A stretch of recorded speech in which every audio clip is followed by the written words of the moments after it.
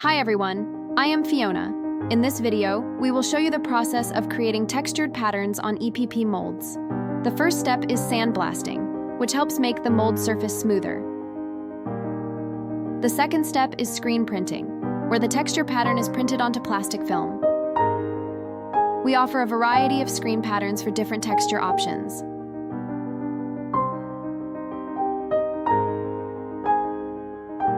The third step is to apply the printed film onto the mold, using a light exposure device to accelerate the bonding between the film and the mold surface.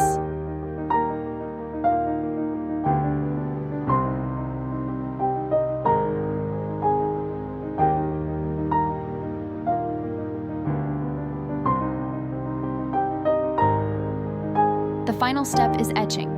Through this complete process, the desired texture can be formed on the mold surface in a stable and clear manner.